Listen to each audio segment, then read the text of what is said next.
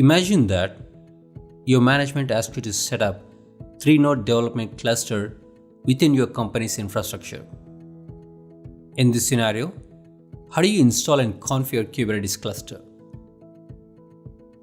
Hello and welcome to Kubeadm. My name is Srinath Challa. I'm a certified Kubernetes administrator. So in next few minutes, I'll try my best to get you up to speed on what is Kubeadm and how to install and configure Kubernetes cluster using Kubeadm. But before you watch this video, it is required to have a basic understanding of what is Kubernetes and its basic architecture. In case if you need a help with that, then please do check the links in the description below. So without any further delay, let's take a look at the things you'll be learning in this video. This presentation is divided into two sections. In first section, we'll discuss the concept around Kubeadm. First, what is Kubeadm and what it does. Then, we'll discuss about the commands related to Kubeadm. So that's about the section 1. After that, we will review the demo we are able to perform on live system. This will help you better understand when you watch actually doing it live. In this review demo, I'll show you what are the prerequisites required before you install Kubernetes. Then we'll install the software applications related to Kubernetes.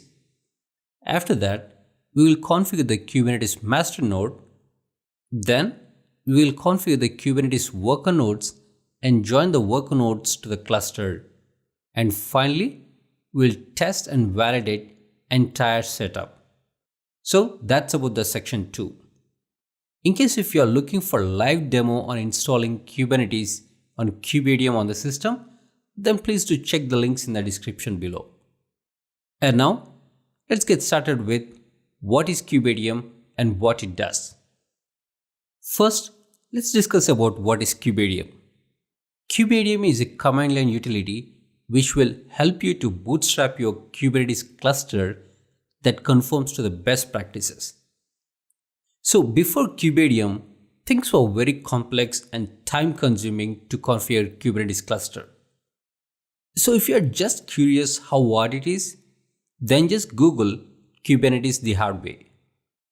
The results will show you the Kesley Hightowers how to guide in configuring Kubernetes hard way. But luckily, with the help of Kubeadm, all that complexity was hidden and made it a lot easy for newcomers to configure Kubernetes cluster. If you are new to Kubernetes, then you can start with Kubeadm to try Kubernetes, and which will make your life much better. If you are someone who are already familiar with Kubernetes, then you can spin up the cluster with Kubeadm and test their applications. So now, let's see what are some of the operations that you can perform with Kubeadm in next slide. In this slide, we'll go through some of the Kubeadm commands. First command is Kubeadm init. Kubeadm init will initialize the Kubernetes master node. So run this command whenever you want to configure any node as master node. After Kubeadm init, next thing we are going to look at is Kubeadm join command. So Kubeadm join will initialize the worker node. So run this command whenever you want to configure any node as worker node inside the cluster. Let's review it again.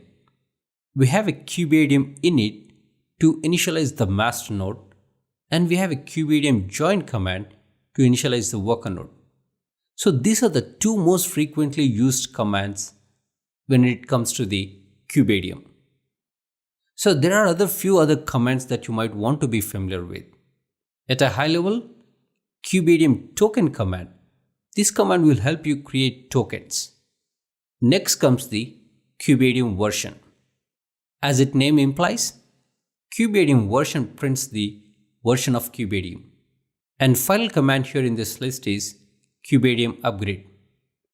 Kubeadm upgrade is a user-friendly command that wraps complex upgrading logic behind one command. So with the help of Kubeadm upgrade, we can upgrade the Kubernetes and also we can downgrade the cluster if necessary. So these are some of the commands related to Kubeadm, and there are some more available on the website. Overall, Kubeadm init and Kubeadm join are the two commands that you might want to focus extra on this one. Overall, you might want to more focus on Kubeadm join and Kubeadm init in this video. So with that, let's move on to the next slide. Before we get into the details, I just want to quickly show you how Kubernetes architecture will look like and what are the components Kubernetes master and the worker node has. As you can see, Kubernetes master consists of API server, scheduler, etcd, and control manager. Here, API server is kind of a gatekeeper for the entire cluster. If you want to create, update, delete, or even display any Kubernetes object, it has to go through API server. Next, scheduler. It is responsible for physically scheduling pods across the nodes inside the cluster. Next, controller. Controller is responsible for overall health of entire cluster. It ensures nodes are up and running and correct number of pods are running as mentioned in the spec file. And finally, etcd. etcd is going to be the Kubernetes central database to store entire Kubernetes configuration, including objects it is creating, secrets, and more. It is a key value database. Any component of Kubernetes can query etcd to understand the state of the cluster in real time. And now, moving on to the node components. In Kubernetes worker node, we have 4 more important components, and they are kubelet, kubeproxy, pod, and containers. First, we have kubelet. It is a primary node agent that runs on each worker node inside a cluster.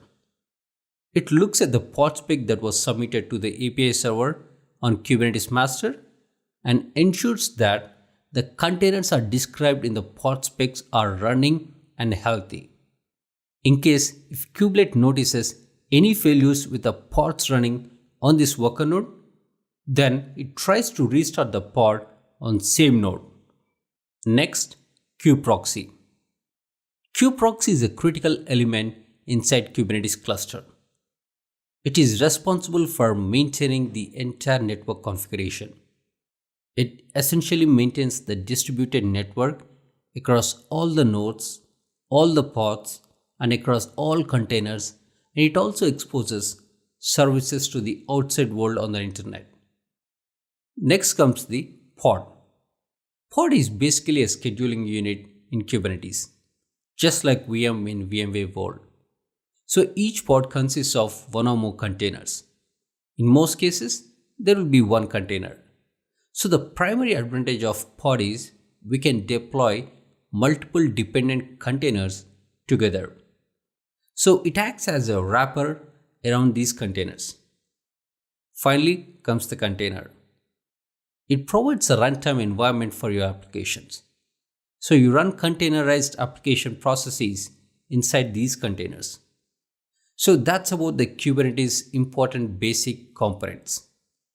Now we'll look at the process of creating Kubernetes master and the worker nodes. Finally, at the end, we'll deploy a sample application to make sure everything is working as expected. Now it's time to go through some of the steps involved in creating Kubernetes cluster with master and node. This is primarily divided into 2 subparts, that is installing and testing. So before we go ahead with installation steps, let's review the prerequisites for setting up Kubernetes cluster using Kubeadm. So coming to the prerequisites, first thing, make sure the VMs that you are creating as part of this setup has at least 3 GB RAM and 3 virtual CPUs.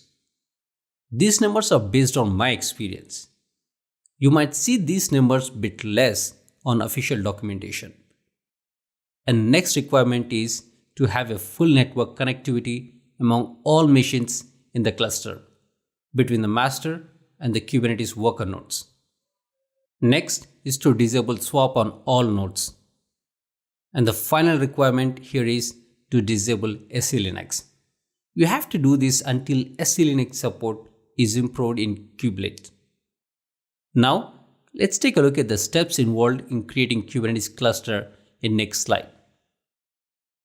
In this slide, we'll discuss about the 6 steps involved in creating Kubernetes cluster. So in the first step, we'll create the VM which are part of Kubernetes cluster.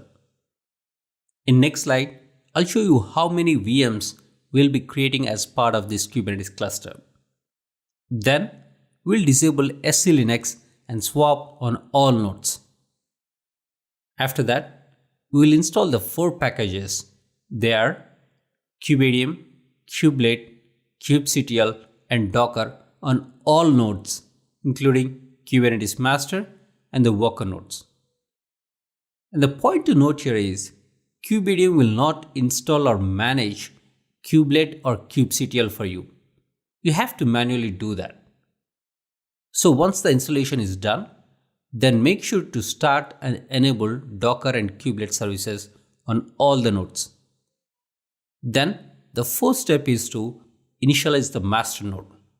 So during this process, all the required components will get installed and configured on the Kubernetes.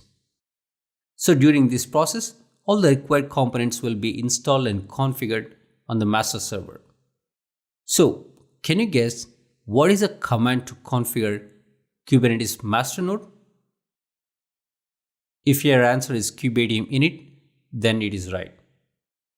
So we will initialize the master node with kubeadm init. And once you configure the Kubernetes master node, and before you join Kubernetes worker nodes, and there is one more step, and that is configuring pod networks, where all pods can communicate with each other across all the nodes inside the cluster. So there are various network plugins to configure pod network. And some of the network plugins we can use are Wave, Flannel and Calico. In our example, we'll install the Flannel here. Once that is done, the final 6th step is to join the worker nodes to the master node. Then we are all set to launch our applications on the Kubernetes environment. So before we move on to the next slide, you might want to pause this video and observe these 6 steps again. These are the exact 6 steps that we are going to perform in this video. I believe you are good with it. And let's move on to the next slide. This is how our setup will look like. As you can see, we'll create 4 CentOS VMs with minimum of 3 CPUs and 3 GB of RAM. And for masternode, maybe you might want to have a bit higher configuration. In our example, I have created all these 4 VM instances on Google Cloud. In that, one VM will be configured as masternode and other 3 will be configured as Kubernetes worker nodes. So that's about the setup will look like. Now, let me show you the 4 VMs I have created inside Google Cloud. So here is a snapshot of 4 Google Cloud VM instances. So creating this VM is very simple. I'm guessing most of us are familiar with it. In case if not, don't worry. I have that covered in the demo. As you can see, all 4 VMs has internal and external IPs.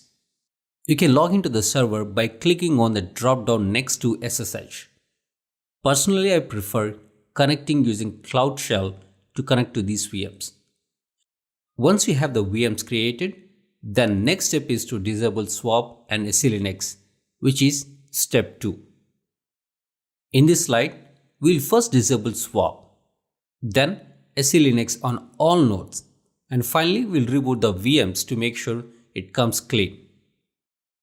So to disable SWAP, we'll use the swap off command with the -a option. Also, check there is no swap related entries in FS tab. If there are, please do remove or comment it out. And one of the main reasons why we need to disable swap is the performance related. Next thing is disable SELinux. You can do that by using set enforce 0 command. For SELinux to disable permanently, you need to update config in SELinux config file as shown above. So you have to disable SELinux until SELinux support is improved in the kubelet. You need to disable SELinux and SWAP on all nodes including Kubernetes master and worker nodes. Once that is done, it is good to reboot all the nodes to make sure it comes up clean. And make sure SWAP and SELinux are disabled post reboot. So that's about the SWAP and SELinux. Next comes the installing Docker. Kubernetes supports multiple container engines such as Docker and Rocket. Since a Docker is most popular and widely used container engines across, so we'll go with installing Docker. If you are using CentOS VM on Google Cloud, then please go ahead and install Docker using yum install, as you see in the screen. In case if you are using Ubuntu, you need to use apt-get command instead of yum. You can find those commands on Kubernetes documentation or just Google for installing Kubeadm. After successful installation of Docker, start the Docker service and enable the service to start at boot time. We need the Docker container engine on all servers, including master and the worker nodes. So you need to install the Docker and then start and enable Docker service on all servers. Once that is done, then we can install other three applications, which are Kubeadm, Kubelet, and Kubectl. I guess you are already familiar with what this software application does.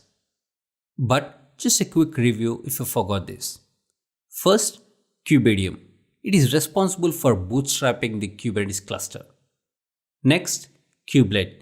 This component runs on all machines inside your cluster and does things like starting pods and containers. Finally, Kubectl. And this is a command line utility through which we can manage the cluster, such as creating, deleting, displaying, and updating various Kubernetes objects. So all these packages are not available in default OS repository. So we need to create one repo file inside repos directory.